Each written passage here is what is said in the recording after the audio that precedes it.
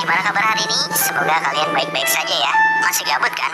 Nah, kali ini aku bawa obat gabut lagi nih guys. Aku bakal ngebedah alur film yang menurut aku sih cukup menarik nih guys, yang berjudul The Gigolo. Pasti kalian semua udah tahu kan apa itu gigolo? Jadi film ini menceritakan seseorang yang berprofesi menjadi gigolo.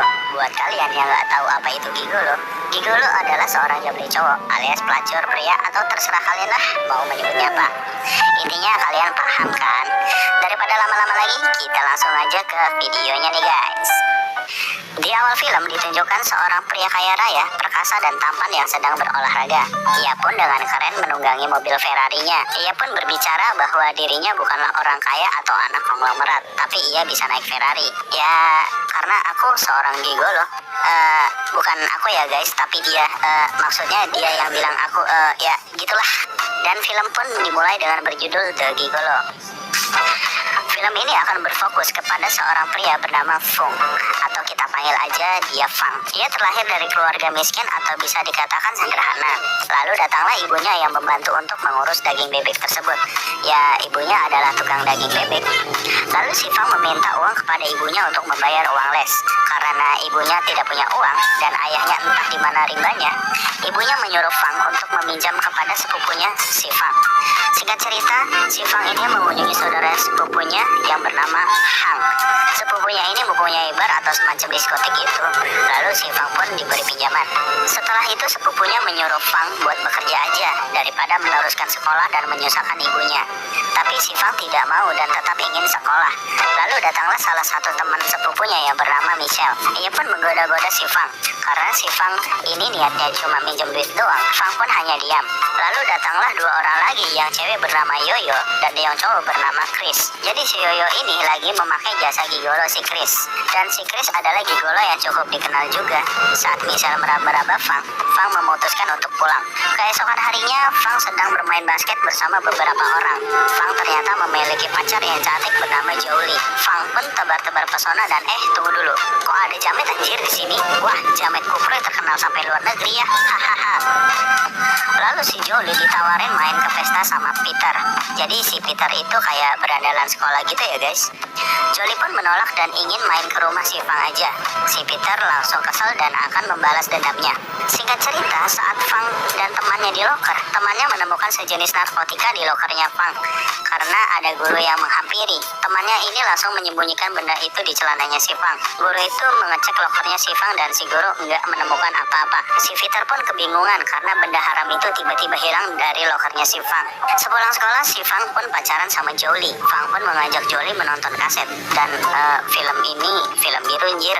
Lalu semakin lama menonton, mereka pun mau melakukan mantap-mantap. Tapi saat Fang baru mau memasukkan otongnya, ibunya pun datang dan kaget melihat mereka berdua. Tapi anehnya ibunya ini tidak marahin mereka berdua. Si Fang bilang mereka sedang belajar. Tapi saat ibunya mengambil buku di celananya si Fang, resleting si Fang belum dinaikkan.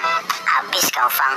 Dan ibunya bilang kalau mau mantap-mantap pakai kondom aja, kasihan nanti pacarnya. Ibunya sih gokil juga ini mah. Hahaha.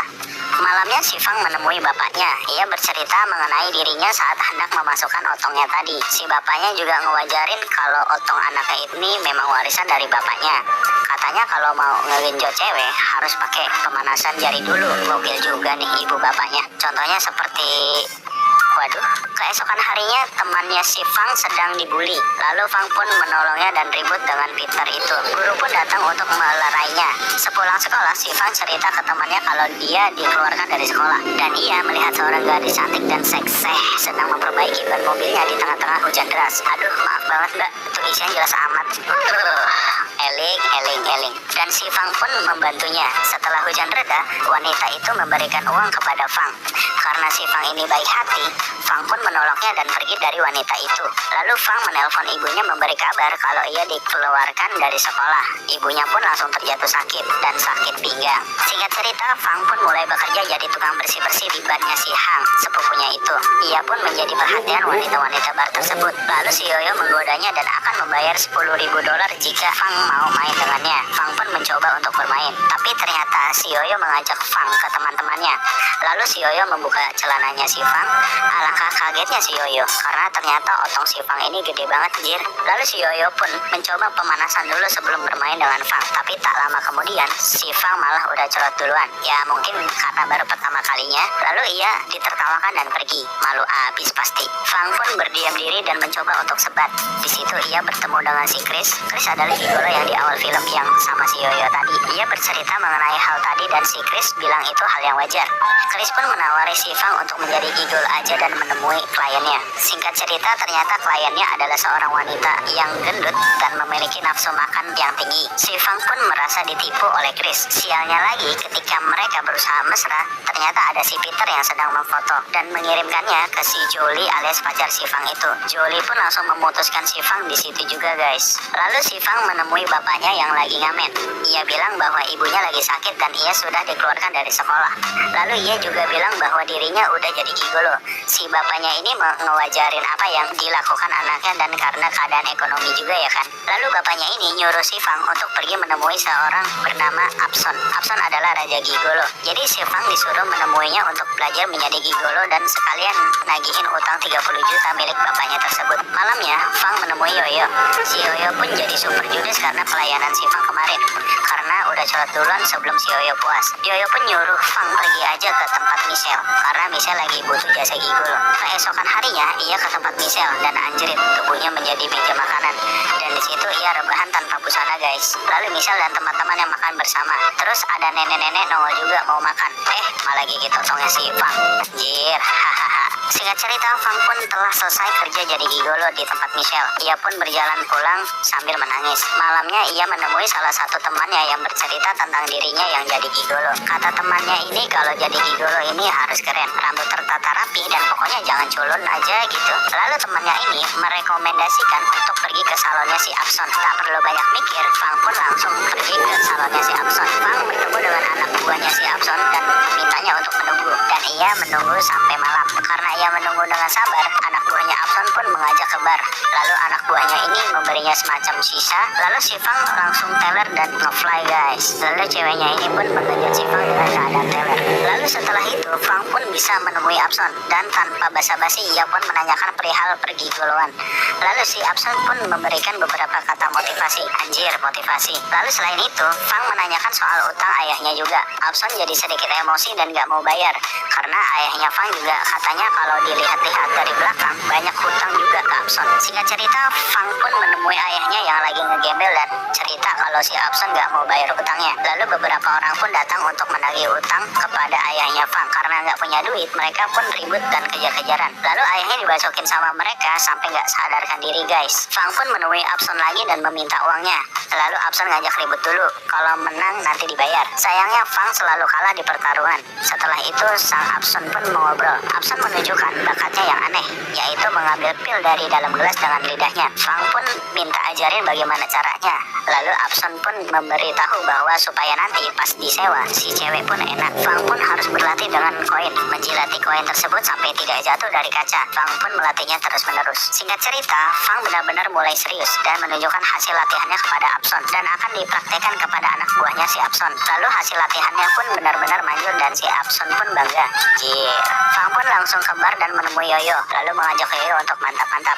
Lalu si Yoyo pun langsung terkapar lemas karena permainan si Fang itu. Fang pun benar-benar jadi gigolo yang banyak dipesan. Singkat cerita, Michelle juga memesan si Fang dan seperti biasa, si Fang pun mantap-mantap sampai si Michelle puas. Singkat cerita, Fang antar teman gigolonya untuk casting film Raja Gigolo. Karena temannya ini gak cocok, sutradara itu minta Fang untuk menggantikan casting temannya. Alhasil Fang lah yang terpilih dan ternyata sutradara ini adalah wanita yang di awal film yang dibantu oleh Fang tadi untuk memasangkan ban mobilnya itu. Lalu Fang pun mulai berkegiatan di dunia perfilman. Singkat cerita lagi nih guys, sutradara ini bernama Chow Lee. Jadi si Chow Lee ini ngajak si Fang ke pesta temannya dan berpura-pura jadi pacarnya dan si Fang menyetujuinya. Keesokan harinya mereka pun berpesta dan mesra-mesraan. Tapi ternyata temannya si Chow Lee ini adalah si Peter, teman sekelas Fang saat SMA dulu. Mereka pun minum-minum sambil ngobrol. Makin lama ngobrol, makin teler dan ngefly guys.